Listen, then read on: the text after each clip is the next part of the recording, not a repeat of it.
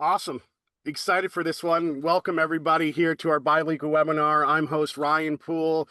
For people that don't know me, I'm a real estate agent, been doing this for over 25 years. I'm also the founder of RealTrade, which is an online marketplace and social media platform for real estate.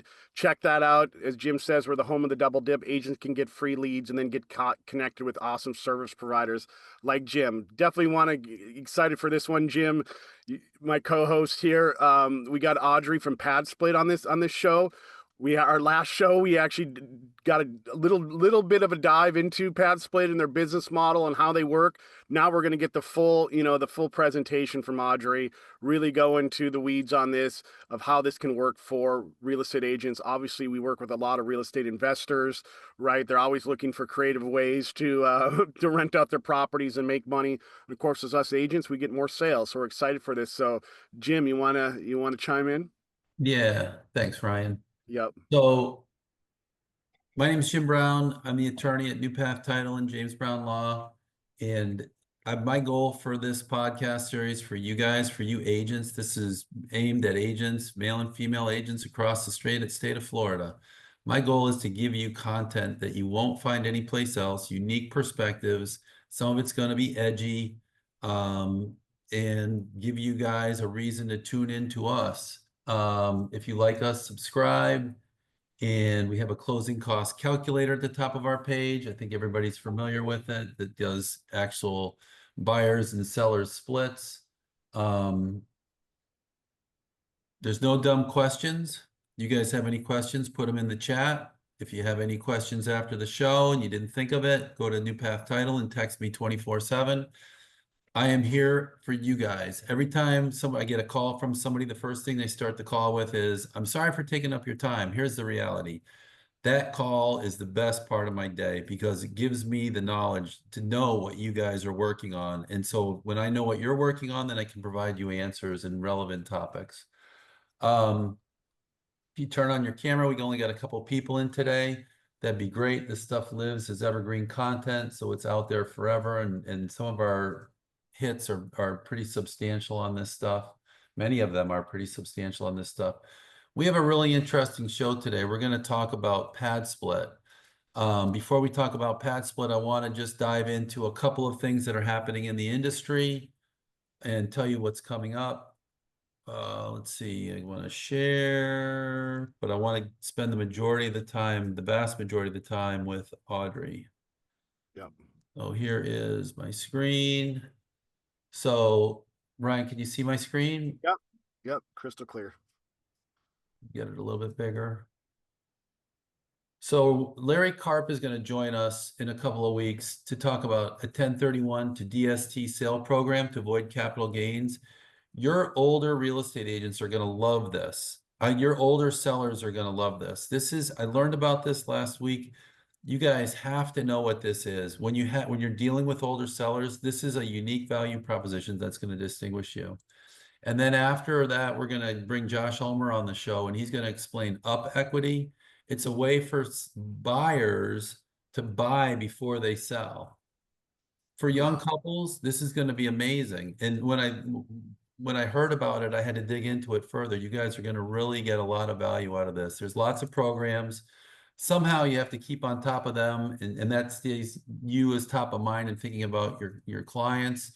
There's so many, I forget them, but these are truly two unique programs. And you can use your knowledge of these programs. You can use this stuff. This is content for you guys to lever to your buyers and sellers, right? So you learn about one of these programs. Both of these are so unique, and then you use that as content to send out to your agents, to send out to your buyers and sellers. Yep. I'm terrible at email. I apologize for that, but if you text me, I'll get right back to you.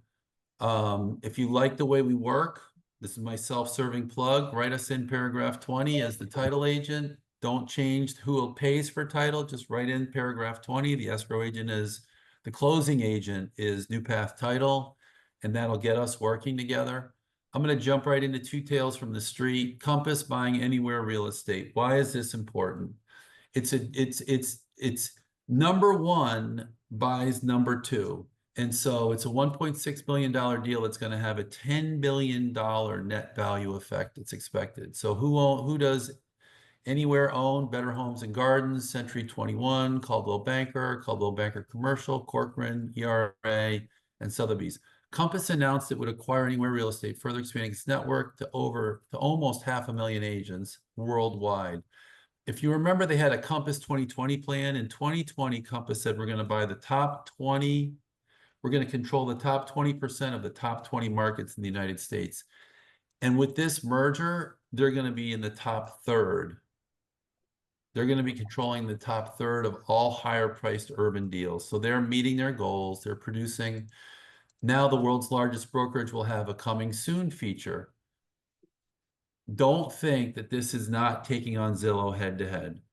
This is absolutely a power play. I hear Compass when they say coming soon is better for buyers and sellers, but I can't help but think, and this is the edgy stuff that you guys aren't going to hear other places, and I've listened to tons of discussions on this topic. More double dips for Compass coming soon sales agents. That's it. It just brings more revenue into the Compass house. It attracts new talent to Compass looking for an advantage, and will the available soon anywhere be available to all? Will the coming soon be available to all Anywhere shops? Is this going to be a Compass branded thing only, or is coming soon going to go to all the brands? It's yet to be seen. I hate to sound like a cynic, but here's what I think at the end of the day. Refkin owns about 8 million shares of Compass. Compass is valued at $4 billion today, and the merger is expected to 3x the value of Compass. Who stands to gain the most? Vanguard Group owns 71 million shares. FMR Group owns 55 million shares. BlackRock owns 45 million shares. Another European investment house fund owns a huge chunk of shares. And then there's Rufkin. Institutional investors own over 70% of Compass. Does this feel a little bit manipulated, you guys? I mean, this is a share play for sure. Who's driving the bus? At the end of the day, follow the money. And it's a giant share play. Compass's coming soon is in direct conflict with Zillow's role listing access standards. Remember their rule? Remember their rule. Remember their listing access standards rule? Yep. So you're going to be barred for life not barred for the life of your listing if you're on coming soon, and there's a direct tension there. Zillow ban lasts the duration of the listing agreement. Don't ask me how they're going to police this. And the only data I find shows that 6% of all properties on coming soon actually sell in coming soon. So is this a huge issue? I don't know that it is or it isn't. 6% doesn't strike me as a giant number, but it is definitely something Compass is pushing, and Zillow will absolutely, have a showdown with Compass coming soon. It's just reality. Yeah. Oh, second, I just want to chime in really quick yeah. on that too, because I mean, obviously with RealTrade, we have some abilities too for agents to upload listings onto RealTrade now before they go onto the MLS as well. Um, you know, Compass's website, Jim, like there's not even a way to really filter out the coming soon's listings on there. It was kind of I've been using it the last couple of weeks to try, narrow it down.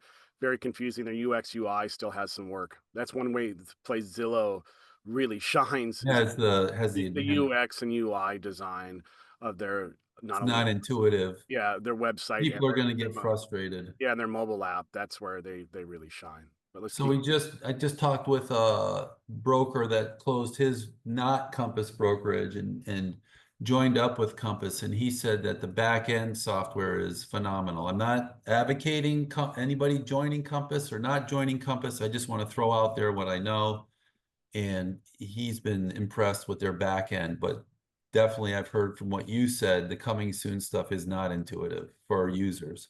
No. Second thing I want to go over, if anybody has any questions on the Compass stuff, it's just out there. It's everywhere. You just need to know what's going on in the industry. And in my mind, how much, if you're one of these other offices that's not Compass, how upset are you going to be now that Compass owns you? You've been in competition with Compass forever. You're at Corcoran and now you're owned by Compass. Like, do you know what I mean? What's the sentiment of those people in those offices? All right, the next thing I want to go through is really important to us, and I have not seen it myself, but the government shutdown kills the flood insurance program. This, to me, is huge, but I haven't seen it in our office, but I have heard about it from other title agency owners. Taj, have you seen it in our office yet? The inability to get flood insurance? I have not seen it.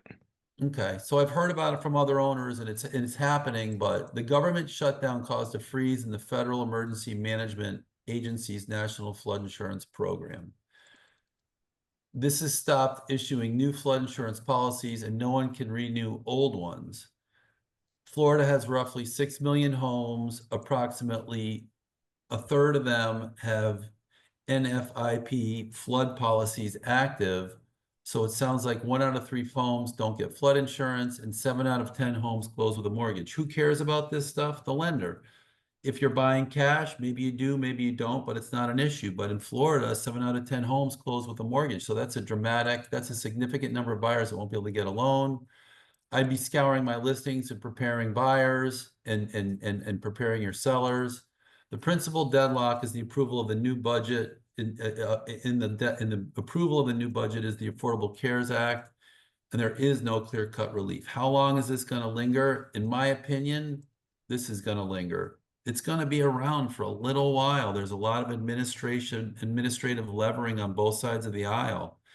And I have a feeling, stay tuned, this is going to start affecting us. In my mind, this is great content to circulate to your buyer and seller base, your potential buyers and sellers. Fed sends out his mass email and he says, hey, if you're not aware, this stuff is happening in the market and this is what it looks like. And if you're buying or selling, this is how it affects you. You don't have to take a position on it, but just by educating people on what's going on, like I'm educating you guys, you're ahead of the ball, you're ahead of the curve, and in your buyers and sellers' minds, that makes you a person they want to go to. For sure. All right, here's our main topic, PadSplit, what agents need to know about the basic transactions. Today's discussion, we're going to explore the new co-share platform, PadSplit. This is rapidly emerging product addressing a critical modern day dilemma of affordable housing, challenging historic zoning and land use laws, and providing another opportunity for agents to make commissions. This is part 2 of a 2-part series. Today, we're going to focus on cases. That's going to be Audrey and the laws. And Audrey is our guest speaker today.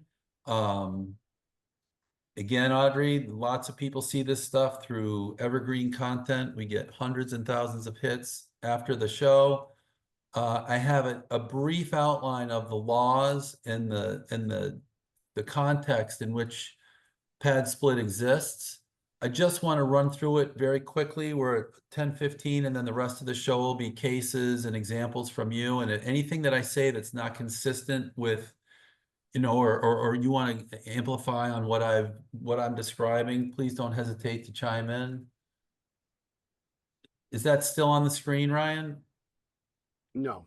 No, it just went off. All right. Still on screen. I'm trying to blow it up. I see Audrey squinting to look at it. So short-term rentals, they're generally defined as rented for less than 30 days at a time. Need a state vacation rental license from DBPR. The Florida Department of Revenue collects 6% tax on top of your local taxes. From a local and city standpoint, you need a local rental license. Everybody's familiar with this. Can you share we can't see the outline, Jim. Can you share it? Yep. What did I do wrong? I can see it. Can you? I can too. Wow. You can't see it, Ryan? I got it now. Yep, I have it. All right. Most municipalities and counties have their own registration requirements. We're talking strictly about short-term rentals, and that limits zoning, and it has to comport with zoning restrictions and inspections. HOAs, typically short-term rentals, never going to happen, although we have new communities that are set up just for short-term rentals. In Orlando, there's whole communities that are set up just for short-term rentals. I would imagine, Audrey, that your midterm rentals can live within those. Certain cities like Miami Beach outright prohibit vacation rentals in some residential districts. And in some cities like Orlando, their own approval process including proof of residency, inspection, payment of permit fees, and limits on rental types depending on property and zoning type. So Orlando is really, in some sections of Miami, have really clamped down on short-term rentals. Long-term rentals, generally defined as leases of property for more than 6 months, not subject to the same taxes or licensing as short-term rentals. We're all familiar with long-term rentals, governed by Florida statute, the Florida Residential Landlord Tenant Act, which covers eviction rules, security deposits, leases, terms, etc. That statute doesn't exist for short-term rentals. That statute only exists for long-term rentals. And the one that we always think about is eviction. If you have a bad tenant, how do you get them out? It's eviction. And that's defined by statute. That doesn't exist for short-term. No sale, or not yet. No sales or tourist taxes or vacation rental licensing requirements. Long-term rentals can be rented out on a month-to-month basis, but tax exemptions only apply after the 181st day. So you can have month-to-month rentals, but if you're going to under a long-term lease, but you're going to pay the taxes. Long-term rentals have more legal protections compared to short-term renters, including protections against eviction without proper notice. We were talking about that a second ago. Now here's where Audrey's product lives. Again, Audrey, if you want to chime in, definitely. PadSplit, I'm learning with this thing. It was so much fun researching this stuff and learning about where it fits. Generally defined as a fully furnished property leased for a period ranging from 1 to 6 months. Bridges the gap between short-term vacation or nightly and weekly rentals and long-term rentals. Mid-term rentals are almost always fully furnished and generally include utilities and the monthly rate. They target tenants. The target tenants are professionals on work assignments, traveling nurses, students, digital nomads, programmers, things like that, showing up for coding assignments and those in between permanent residences. These rentals provide more flexibility than traditional 12-month leases and often without frequent turnover or short-term vacation rental. Generally do not require state vacation rental license from the Department of Business or Professional Regulation that the short-term rentals do. I was very surprised to learn that. Landlords still must comply with applicable local zoning laws, homeowner association rules, and other local regulations, which may require permits or registration. Lots of municipalities I saw had many municipalities had midterm rental registrations or something. Landlords must have a rental license from the local municipality or county and will require a fire marshal inspection. So this is the same thing as the long-term inspection and the short-term inspections. It's that same rental license that everybody knows about. Unfortunately, every year we do a lot of lien mitigations for landlords that didn't obtain the rental licensing. And so some of these liens can be $50,000 to $100,000 when they go to sell, and they had no idea because the notice went to the tenant because the address and the deed was the address of the property. So the landlord never knows. And then they go to sell and we find it in the title, and then we have to mitigate it for them and we can get them knocked down, but it does delay the closing or sometimes kill the closing. In all situations, short, mid, or long, tell your insurance agent what you're doing, tell them and obtain insurance, but make sure you have that conversation and you're adequately insured. I've seen many situations where over the years, insurance underwriters have not wanted to pay because they claim the tenant misrepresented the use of the property to the agent. So make sure you're getting the proper insurance for what you're going to do. The PadSplit model and affiliated parties, afflicted parties, oh my gosh, affiliated. The affiliated parties issue. So under most zoning and land use, they want you to have affiliated parties in a property. And we're just painting with a very broad brush across all the municipalities. Tenants, but in a PadSplit model, tenants rent from PadSplit. Landlords rent to PadSplit. Audrey, and if I say something wrong, I want you to help me out. Landlords rent to PadSplit. And then PadSplit sets up an LLC specific to that property. And and I'm just saying this as a question, Audrey, and then the landlords and the tenants are members of that LLC. Am I reading that? Did I research that properly? Yeah, I have a slide on this today too that All we right, can go through. wonderful. All right. So without further ado, let's turn it over to Audrey. And how do we give her the screen share so we make her a co-host? You can just put multiple participants can share simultaneously. Here, I'll click it there because I'm home. Can you share All now, right. Audrey? Let's see. And I made her a co-host if she wants to do it that way as well. There we go. Okay. We're in it. Now for today's edgy content. Edgy. Thanks for having me. Excited to continue the conversation from last week. I put together just a quick slide deck for us to run through today. I thought it'd be cool to start with the fun stuff, which is the case studies and the numbers, to get you guys all excited about PadSplit. So PadSplit is an opportunity to not only do well within the community. We're a mission-driven company. I guess that's the do good part. The do well part is do well as an investor. Ideally, you're 2xing your gross revenue on a pad split versus long-term rental income potential, which is cool. And I'm going to show you some examples of that. And then also it's an opportunity to do good within your community. We're trying to help solve the affordable housing shortage.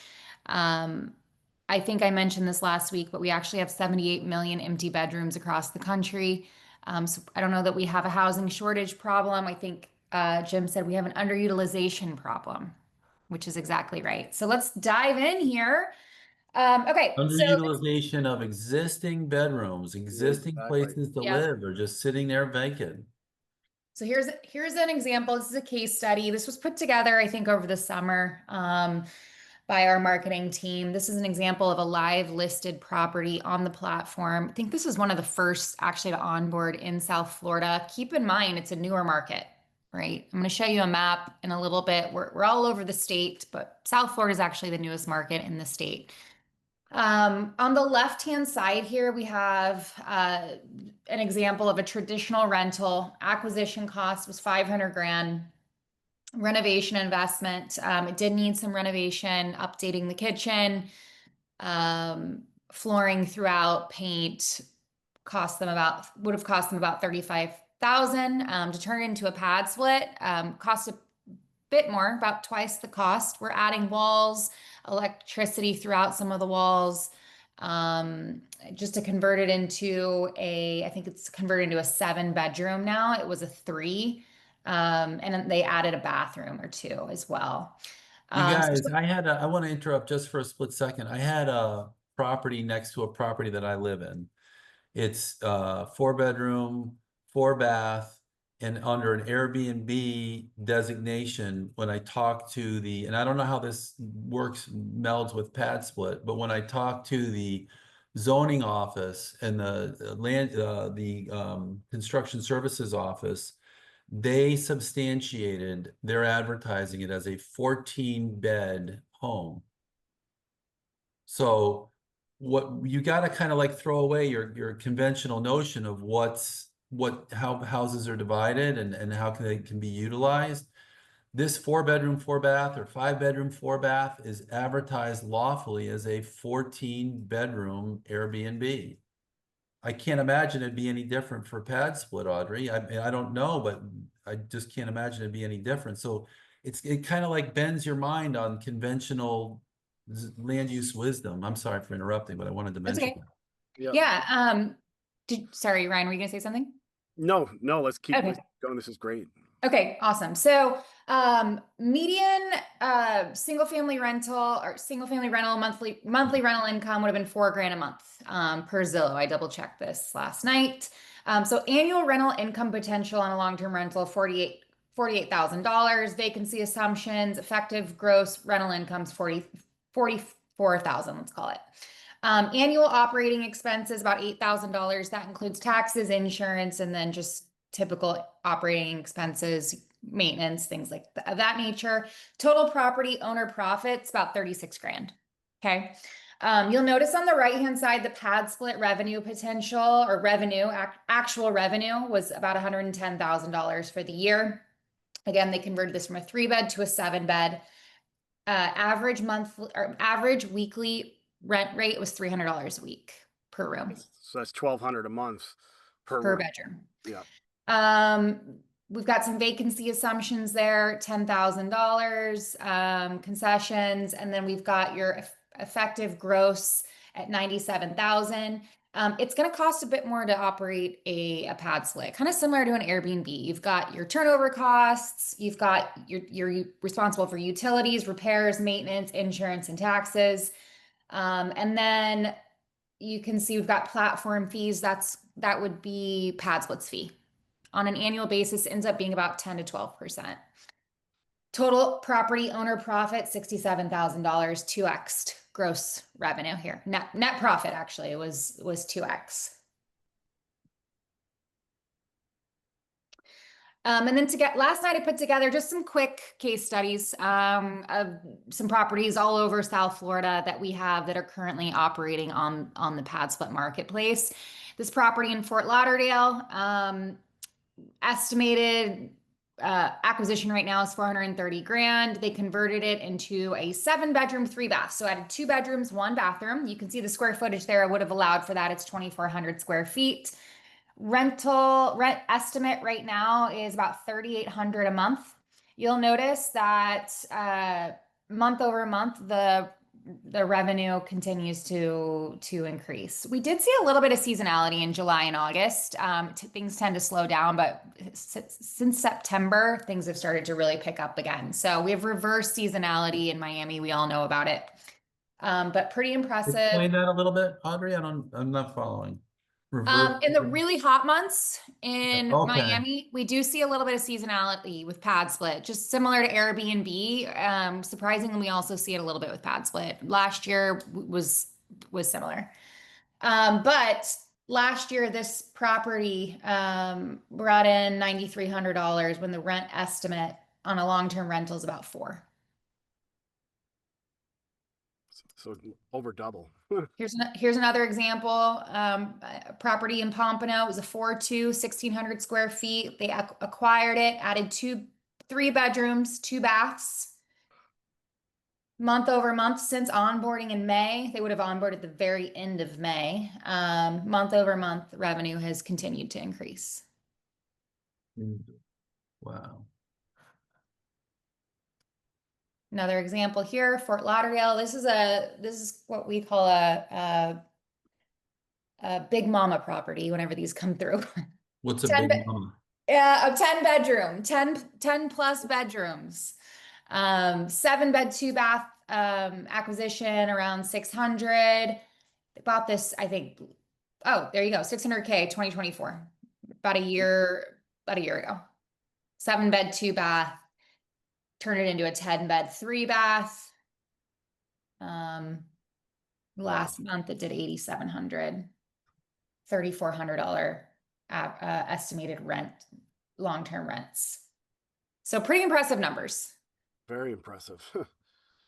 And what do you think it cost on that home? So the acquisition was at 600. What did it cost to convert then the 3 more bedrooms? Would it have been about that 60,000 mark? Yeah, without seeing the interior. I mean, I know the guy that bought this one, he's got like 10 properties across Fort Lauderdale and Tampa and South Florida. He has a construction team. They go in and kind of, this would have been a full renovation. So probably 100. And these things that, these properties, there's a rule of thumb, the 1% rule. If you can ever, as an investor, if you can ever find a property that grosses 1% of the price in rent every month, it's a no-brainer. Snap it up, do whatever you got to do to get it. These blow the 1% rule out of the water. Blow them out of the water. Yep. And acquisition costs in South Florida are higher than most places in the country. Can you imagine if you acquire a property in like Houston, Texas, kind of revenue you can do? Keep in mind though, it's kind of all relative because the room rates here are 300 a week when the room rates in Houston, Texas are like 160. Yeah. So, so just some examples there. I'm going to give you guys all a copy of this after we hang up. But let's get into kind of the model a bit, and then you guys can fire away any questions that you have. The real estate market, it's changed. Previous exit strategies don't work. You probably have investors that were buying up all kinds of property, prior to 2022, and they're just kind of waiting. This is a great investment strategy for those investors to maximize revenue potential. Two main problems PadSplit is solving. Affordable housing. It is crucial in Florida right now that we figure out a solution to affordable housing. It's gotten so expensive to live here on September 30th, the hourly wage increased to $15 an hour. I get a daughter. It stresses me out when I go to the supermarket. I hear about rents, and I listen to a affordable housing crisis panel discussion from Tampa yesterday, and they were talking about loosening. It's amazing. You hear all these discussions about affordable housing, and you usually hear about ways to work on pricing. In this discussion, they were talking about ways to loosen zoning, which to me says there's a change happening. If they're talking about loosening zoning so they can get more units on smaller pieces of property, there's a change in the minds of the regulators occurring. And I'm not part of those discussions, but I'd love to hear more of that stuff. Yeah, certain cities are definitely kind of taking the reins with that. Houston is one, Portland, Oregon is another. Atlanta's starting to do some. So I think over the next 10 years, it's going to be completely different. All right, so affordable housing, we have a problem. We all know that. But also on the real estate investment side, we also have problems. We have low inventory. We have compressed yields on long-term rentals now, just because of the cost of acquisition, the rates. And then short-term is just highly regulated. It's getting harder and harder to operate, honestly, in every city. And it's saturated. Not every property is a short-term rental, right? And then we're seeing a lot of flippers come to PadSplit. I can't sell this house. I need to PadSplit it for a couple of years. So here's how working with us looks, right? So if you guys have an investor you're working with and you send them to us, here's how working with PadSplit goes. So typically I'll have like a discovery call, right? So I'll run them through the model high level so they understand. And then after that, we just agents calling you, buyers calling you, and all your inbound traffic calling you, and you're doing this personally with each of these people. Correct. Wow. I'm incentivized to bring units onto the platform. So it's a lot of consulting. So you're going to send your clients to me. I kind of run them through PadSplit high level. You don't even have to explain the model. I'll sell them on it. And then from there, we'll start analyzing properties together. Anything that you guys see that you think is a fit, forward it to me. I'll do a quick analysis on it for PadSplit, run some numbers, get your client all excited. From there, they'll acquire the property. And after the property is acquired, we'll look at renovations. In most metros, we do have boots on the ground vendors that have kind of created a business around PadSplit. Those people include GCs, property managers, photographers, anyone that can help your client get the project from A to Z, essentially, after acquisition. And then we'll create a listing on our site. Ideally, unless they're an operator, we have plugged in a third-party PM who can kind of take the reins and manage the property entirely. So your client can just kind of sit back and collect a rent check. The property is only going to be as successful as the operations behind it. It's not a set it and forget it investment strategy. That is one thing that you probably do want to stress. PadSplit highly believes that people that work in the community should also be able to live here. So think about all the people that work at the restaurants, work in the hotels. Hospitality is like our second largest employer in South Florida. Like, where do all those people live? What's the average tenancy duration for a PadSplit person in South Florida? That was 4 to 6 months. my question. Wow. 4 to 6 months. We pretty much have the state covered.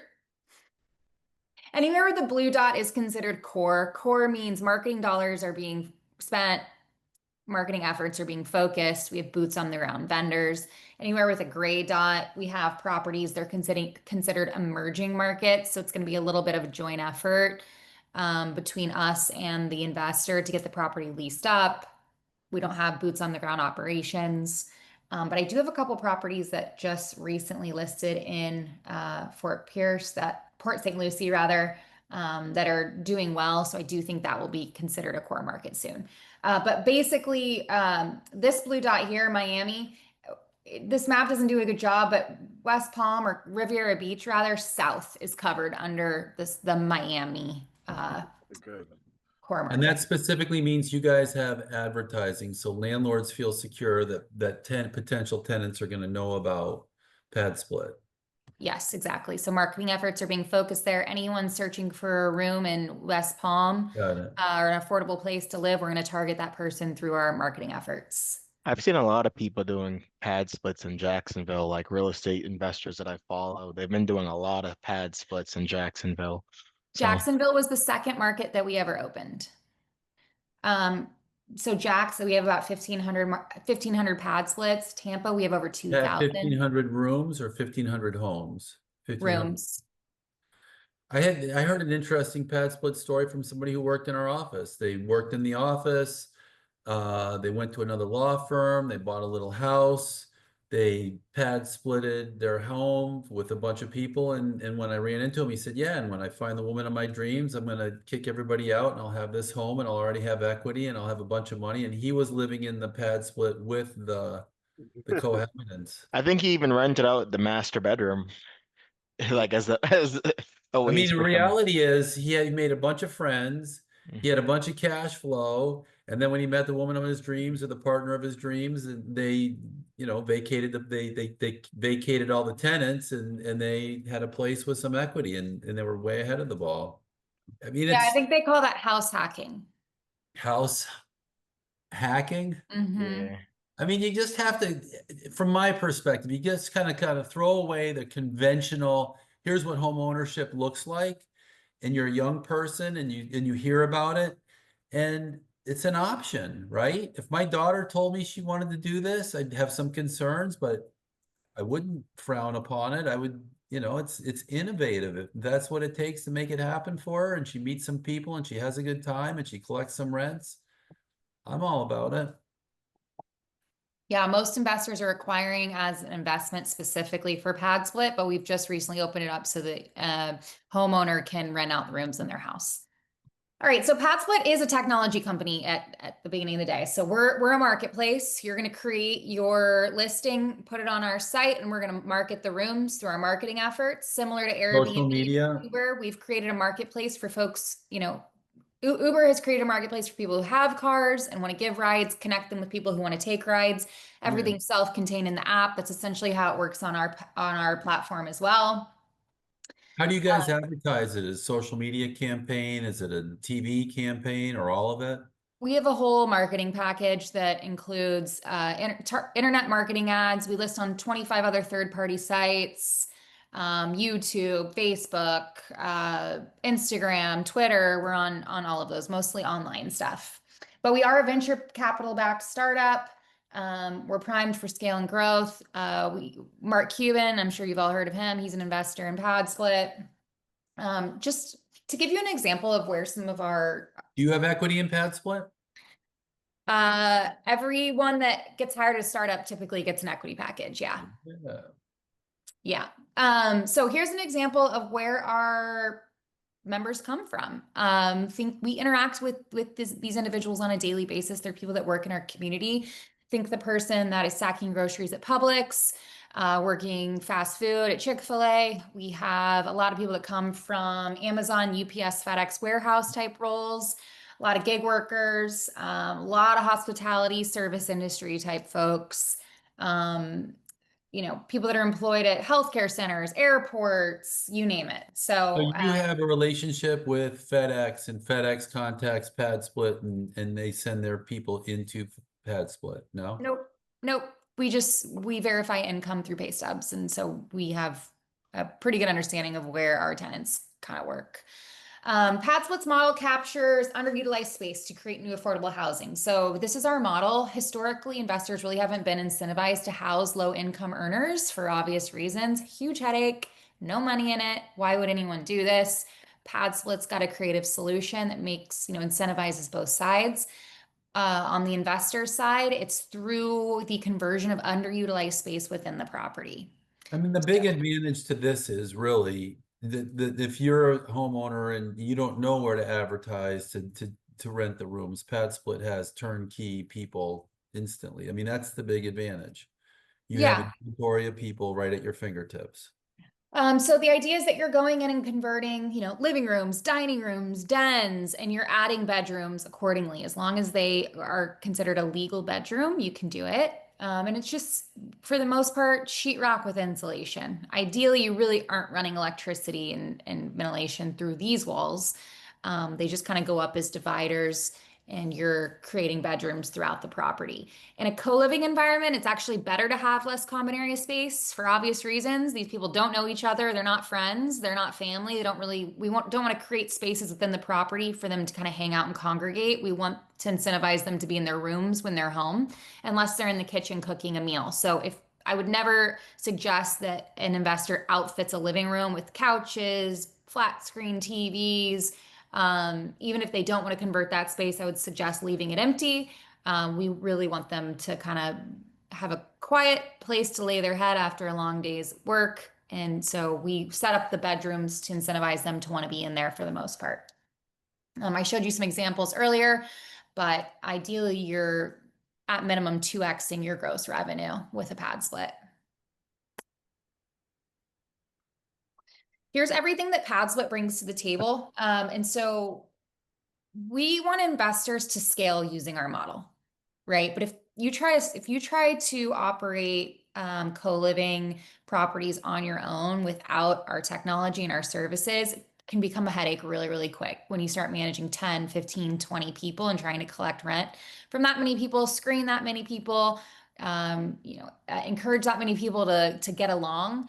It becomes really difficult. So here's everything we bring to the table. We do all the marketing. We're marketers. It's our biggest bill. We spend a ton of money on marketing. We had a meeting the other day with the marketing team to talk about next year. Millions of dollars a year goes towards marketing these rooms, getting brand awareness out there, marketing to members to want to sign up with PadSplit, educate them on co-living. It's a big task. And then once someone's interested in booking through PadSplit, we screen that tenant. So we run the background check, credit check, employment verification, income verification, identity verification. Keep in mind, we're lenient, right? We want to provide affordable housing to people who don't qualify for traditional housing. We don't do a lot of denying. We are looking for like felony convictions. There's certain things that will eliminate a person. But really, PadSplit puts candidates in front of you, and then you determine who's moving into your house based on your criteria, right? So we put a full profile. Joe Smith, his past screening, he's never had an eviction. He works at Amazon. He's been on the platform for 6 months. He's on time 85% of the time. He's been rated A+ by other PadSplit tenants and hosts in the past. Here's his phone number. Do you want to approve or deny him? Yes or no? And then I would suggest giving him a call or sending him a series of questions, Googling his name, determining if that's a fit for your house. And then once he's in the house, you're going to manage him. Your investor's going to manage him through the dashboard. So everything's done there. They pay, they rate their roommates, they see their Wi-Fi password, they book. You can see finances, maintenance tickets. It all lives in the technology. Excuse me? The Wi-Fi access is in the technology. So everything lives there, all the info. Yep. And then we collect weekly. So Joe Smith, when he signs up, he gets to choose what day of the week he wants to make his payment on. Let's say it's every Friday, because that's when he gets paid. He has until midnight Friday to make his payment. We have a team solely dedicated to payment collections and keeping people on track. Lastly, onboarding consultation. It is free to work with me. We don't make money until tenants move in. So use and abuse your AE and make sure that you're acquiring a property that's a fit for the program and you're setting it up for success. AE is your area executive? Account executive. Account executive. Yep. I have a quick question for you. Sure. maybe you went through this. Say the tenant doesn't pay, and Mhm. I guess maybe this is going to be on this screen. Is it the investor's responsibility or the homeowner's responsibility? Does PadSplit help with this? We send an eviction package, you'd have to get them out traditionally, or however you see fit. Let's just say that. PadSplit provides an eviction package to the landlord and the landlord executes. Correct. Or self-help? I mean, if someone's only paying once a week, you might not want to wait for an eviction process. Exactly. So we have a $300 threshold. They can never carry a balance over $300, or else they are in jeopardy of us canceling their membership and asking them to vacate within 48 hours. Typically, if someone goes in with the intentions of squatting, keep in mind they're only renting a room. And there's some things we can do, obviously, to try to get them out. Some people will do cash for keys. It just depends. I will say our eviction rate's like 0.02%, where the national average is 6%. 0.02. Wow. So very- Responsibilities as a host include proactive maintenance, reactive maintenance, room turns, landscaping, enforcing rules, communicating with the tenants, approving bookings, evictions. If you don't want to deal with any of that, outsource a PM. It's worth every dollar. Mhm. And let me ask you, is all that communication done with the tenants through the app and the landlord? Everything. There's a chat function within the dashboard, so you're not having to give out your personal cell phone and you're dealing with tenant. It all lives in the dashboard. That's great. Some tenants, some hosts want to like give out their cell phone number, and I'm like, everything's documented in the chat function. Why wouldn't you just use that? It's cleaner. They shouldn't have It your all lives in one place. It makes sense. yeah. Um, at this point, I like to kind of walk through a pad split so you guys can see and understand what the conversion looks like. This property was launched in 2022 in Tampa. I like the layout. It's a ranch style property. It started as a 4-2. Now it's an 8-2. They kind of did the bare minimum on furnishings, so just be aware of that. But we have our minimum requirements. Anything on top of that, and I have suggestions on how to achieve some higher rents and retain tenants through some of the things that you can add within the bedrooms. But just know this is kind of like bare bones. Looks like they put in 2 refrigerators. Here's the front door, walk into the kitchen, really clean, nice renovation, nothing fancy, but this is kind of at minimum what we're looking for, right? Looks really good. 8 bedrooms. They opted to put 2 refrigerators in here. I would maybe do mini fridges in every bedroom. Instead, or in addition. Notice an area space outside of the kitchen and then somewhere for the tenants to sit and eat, which is a requirement. You could also do bar stools along this counter here, which would work fine too. Sorry, I'm spinning around. What they've done is come in and add sheetrock with insulation here to convert the living space into 4 more bedrooms. Mm-hmm. I guess the concern here is is that I'm sure it's central AC. You got to make sure that you have an AC vent. It's required in every bedroom. Yep. Yep. I never thought about the whole laundry thing. Laundry is required. The rate is all encompassing and includes utilities, access to washer and dryer, and Wi-Fi. Here's an example of a bedroom. Minimum square footage is 80 square feet, with the shortest wall being 7 feet long. That's going to be your smallest room. It's going to be the cheapest room in the house. It's going to be the first to book. It's going to be the first to turn, and it's going to turn more often than others. So you don't want a house full of 80 square feet bedrooms, but you might have a couple. That's how you maximize the space, and those are the difference makers, right? Because that's where the cash flow is. But 2 modes of egress are required. So door to enter, window to exit. This is required by code. Window or a door to exit. Every room needs ventilation. Every room needs lighting. Every door needs a lock, 2-way lock, and a door number or a. So there were some specific PadSplit locks with app features and all kinds of stuff. We have suggestions. Bed frame, mattress, lighting, light fixture, somewhere for them to put their clothes is required. This bedroom was added, so there's no closet. They've opted to do a dresser. I would do a hanging system. I think people like to hang their clothes. If this were me, I would stage the beds for the photos. I would add a desk because there's nowhere to sit in the entire property. outside of that kitchen table in their bed. So give them a private place to sit and study, do whatever they need to do. And besides that, I think this room looks pretty good. It's a nice size. That picture was deceiving. It showed the dresser so small, but actually from that other perspective, it was a decent sized dresser. Yeah, here's a room. It's twice the size, has its own entry point, which people like. Private entrance goes, you can charge a little more for that. Reach-in closet. Big closets, yeah.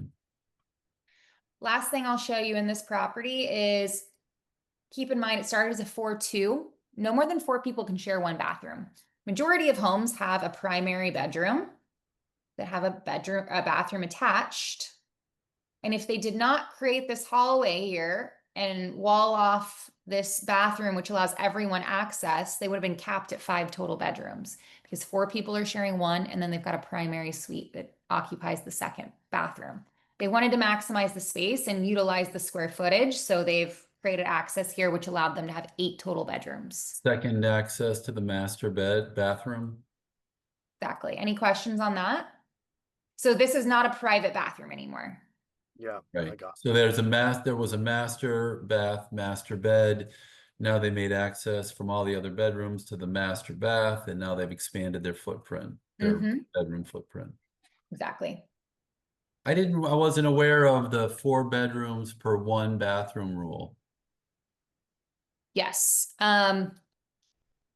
We're just thinking about, we're trying to offer clean, safe, functional housing for people. I think once we start trying to stuff too many people in a house, sharing too few bathrooms, it gets a little slummy, and we're trying to avoid that reputation. Is the 4-to-1 rule, is that a pad split rule? Is It's a that pad split rule.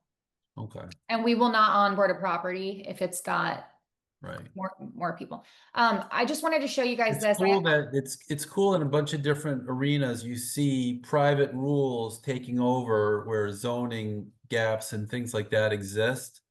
I think it's fascinating. It's like a tension between the rules and the private contract rights. You see it in Zillow, you see it in all kinds of stuff, but it's interesting that PadSplit would have that. I mean, it makes complete sense, right? It's more desirable the fewer people you have sharing a bathroom.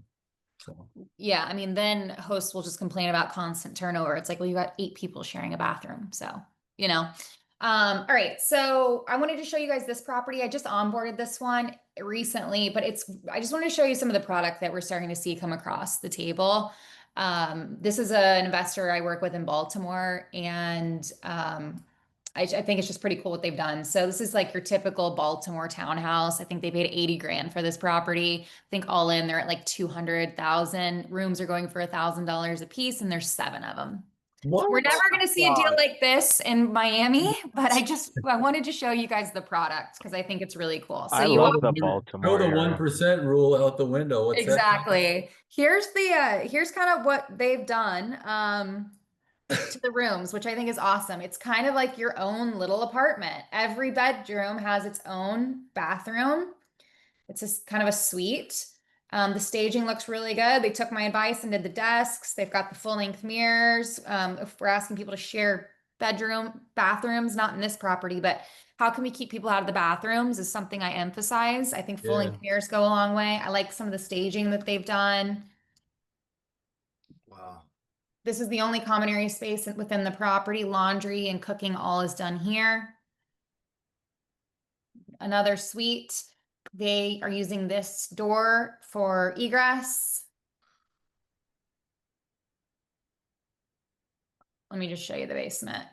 We don't have these here either, but. So this is a townhouse with 7 pad split units. Mm-hmm.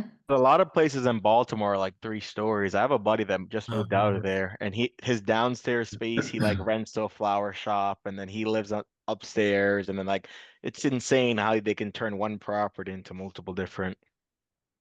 Yeah, These a lot things of like the basements are like commercially like utilized. Right. And so yeah, you've got a basement, you've got a middle floor, and then you've got a second floor with 3 bedrooms up here. So it's pretty cool. I just wanted to show you guys this so you can kind of see, you know, I like the staging. I think they printed these off the computer, but they framed them. They did an accent wall. It looks really good. I think people can be really proud to live in a place like this. I like that they have the suites and all of the bedrooms. So, you know, just to show you, like, this is 2022 PadSplit. Wow. This is 2025 PadSplit. It's just kind of cool to see the progression. That makes a huge difference. I mean, obviously your rehab cost to get it, I'm sure they had to put in bathrooms, to every bedroom. So that would be costly, but The numbers I looked at, like for the number of pad split type arrangements in communities like Ocala and college communities that I can see around the country, I would imagine, I don't have kids in college age right now, but it looks like a great option to expensive dormitory housing. yeah. For sure. Keep in mind, guys, we're in Ocala, we're in Gainesville, we're in Lakeland. So if your investor is looking for something more affordable, here's a property I recently listed. It sounds like the recipe, though, to understand what's going on, the burden isn't on the agent. The burden is on get the agent to get the client to call Audrey, and Audrey can walk them through it, like personal handhold, not an agent poking around, not understanding everything that has to happen. It's the agents doing the handoff to Audrey, and Audrey's taking them over the finish line. Yeah, just reach out to your investors and say, hey, have you heard of co-living? It's this really cool new concept. I don't know if you know, but you can basically 2x your revenue. Talk to Audrey. I'll have a conversation with them. I'll sell them and they'll come back to you extremely excited. Then you just got to find them some properties. And the whole goal is, you guys, we're trying to create a top of mind experience all the time for our buyers and sellers. And this is another tool that you could lever. Audrey, if you could give us this presentation, I'll drop it in the outline. Can you put the link to this presentation in the chat right now, Audrey? Yes, I can. Let's do that right now, because I'm going to add that, because we're making a blog of this. I'm going to be putting it in the blog with your contact information as well. Okay. And I'll put it in the outline and we'll spread the outline. Sorry, I just closed out of it for some reason. 1 second. There we go. I have a quick question for you, Audrey. So what Yeah. if someone were to hire the property manager, what does the property manager handle? Proactive maintenance, reactive maintenance, room turns when they move out, landscaping, conversing with the tenants as it relates to the physical property, approving booking approvals in whatever layer of screening you want to do, enforcing rules. That's it. Gotcha. What's And then, Dealing with the day-to-day. Tony ate I- my peanut butter. Person in room number 2 looked at me funny. Like there's a lot of that. no, I can only imagine. So out of 100%, if someone were to use PadSplit and use the property manager, what percentage of their revenue would you say that encompasses? I would say 80 to 83% is what the investor would take home if they Okay. if they add a property manager. Our fee ends up being about 10 to 12% on an annual basis. Keep in mind the property manager is not like finding tenants, leasing up the property. Right. It's a little their responsibilities are a little different. So I think most of them charge anywhere between like 5 and 8%. Some charge $50 per room per month. It kind of varies on fee structure. Gotcha. I mean, I'm just thinking of that Baltimore property, Jim, you got it for, I mean, what was the price you said on that? 600 grand. No. No, what was 80 grand. the acquisition was $80,000. I was And thinking there's a lot like that in Baltimore, yeah. Detroit. Like And that's how normal. incredible. You convert it to 7 rooms. I mean, what are they getting per month or per week per room there? $1,000 a month Jesus. minimum. I mean, you'd have the thing paid off, I mean, even with your, carrying costs, I mean, with your, costs in a couple of years. I mean, guys, I mean, that's incredible. The team I work with out there, they have, they'll source the properties. They have a hard money lender that will lend as long as you use the team to renovate. They will stage it, photograph it, list it, manage it. So you never even have to see the property. I have an investor in California I work with a lot, and I partnered him up with this team, and they're just, cranking them out. I mean, your cap rate's got to be like, 50%. It's high. And then you do that for like 5 years, right? And then you convert it back into No, they need 1031 the thing and you do it all over again somewhere else. Well, thank you so much, guys. I do have to jump. I have an 11 o'clock today, but I just dropped the Yeah, I got that. Thank you so much, presentation in the Audrey. chat. And then, yeah, feel free to reach out to me. On the last slide is our buy box. There's no there's no one size fits all. Yeah, there's no one size fits all with PadSplit. Just keep that in mind. So anything that you think is a fit, just let's look at it together. My contact information is at the bottom here. Yeah. Yeah, let's chat. Well, I think you've demystified it, and you've Yes. taken the pain out of agents trying to explain something they don't necessarily understand. They get enough of the concept. They can stay top of mind to their investor buyers. They can send out a mass email and make the introductions to you. Absolutely. Another tool in their toolbox. Very cool. Thank you so much. Audrey. Thank We you, appreciate Audrey. it. Thank you. We'll let Appreciate you it. Thank you go so and we'll much. sign off. And if anybody has any questions, text me, call Audrey directly. And I want to tell you guys how much I appreciate you joining us today. Audrey, if you need, I know you had an 11 o'clock hard Thank stop. you. Bye-bye. Yeah, All go right, ahead. You guys can text me 24/7. Obviously, this stuff is cutting edge. It's going to be incredibly, I won't say incredibly, but it's you have to make sure you get the proper acknowledgement from the land use authorities as to what you're doing. And I would hate to see I think what they're doing though, Jim, they're taking the Uber model. Like, you know what I mean? Yeah. I mean, they're taking the Uber model, right? I mean, at some point, these cities, with affordable housing issues, I mean, what are they going to do? No, it's I absolutely mean, it's just like they're changing. solving a real problem right now, in the laws, as we know, especially with real estate law, it better than anyone. It's just always slow to, Yeah. to come up to date to modern times. I was, like I said, there was a Airbnb next to my house just south of town, and I would have sworn that there was no way that there was lawful authority to convert that to 14 bedrooms for the Airbnb. And I was shocked. So exactly what you said, but when I verified the law and I had the attorney for the construction services breaking down the law for me, and they explained it was 14 units and the formula and how it was obtained and it was lawfully done, I was amazed. I mean, I can't tell you, like, Jim, I work with a lot of investors with multifamily properties, and, the one bedrooms like that I have, that I'm helping this investor rent out, which I don't do a lot of rentals, but I help investors.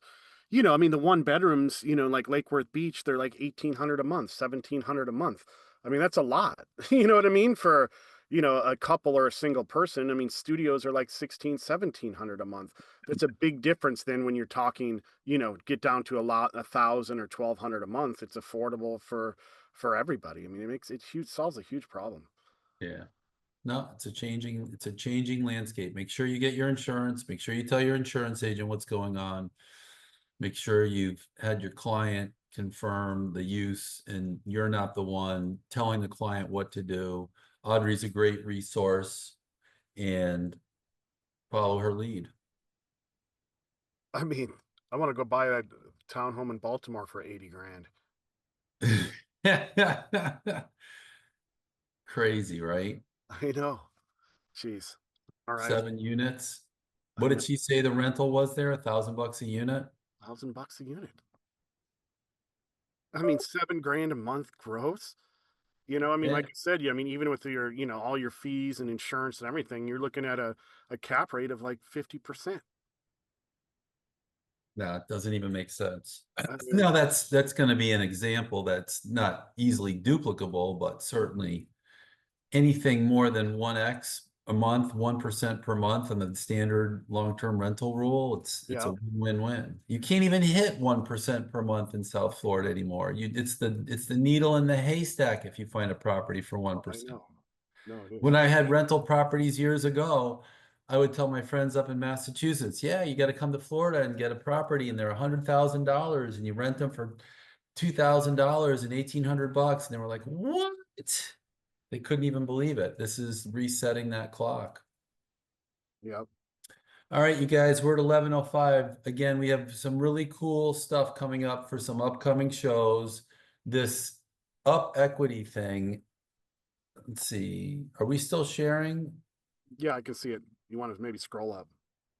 This up equity thing that Josh Ulmer is going to explain to us in the 1031 to DST sale program that Larry Karp's going to explain. I can't stress enough how when I was exposed to it, how it not affected me, but just changed my added new tools that I can think of for clients telling me that they have certain problems. If you're an older client and you want to sell, so this is a viable program, and it's something that agents need to be aware of. We'll talk about it in the future. Text me 24/7 for attorney support. You guys can reach me at New Path Title. All you got to do is scroll down, click on attorney support 24/7. You'll get me right away. And I'll be happy to demystify or explain anything I can in any transaction, whether I'm the title agent or not. Ryan? No, awesome, Jim. I mean, this is cutting edge stuff. I mean, I'm so happy that we get to share this with our agent community. Obviously, this is going to live as evergreen content. I know with RealTrade, we're trying to be cutting edge. We have been with our business model. You know, we got over 3,300 agents now, Jim, and we're scaling, and we have the ability now very shortly where agents anywhere in the country are going to be able to sign up for RealTrade, put Can listings you on. see is RealTrade on the screen share right now? Yep.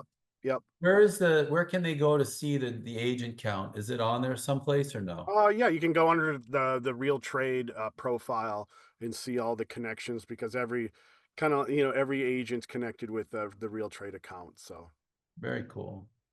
And I thought I had it up before, but if you go to newpathtitle.com, here's what you click on to get me 24/7. And if you haven't seen it, can you see the PadSplit website, Ryan? yeah, Here's the PadSplit website. There's a whole bunch of good information on the PadSplit website, and it's pretty easily, it's pretty intuitive. They didn't make it like the coming soon for Compass. All right, you guys, it's been a pleasure. Go out there, sell some property, and think of us, and have a great week. thanks, Jim. All right. Bet. Bye.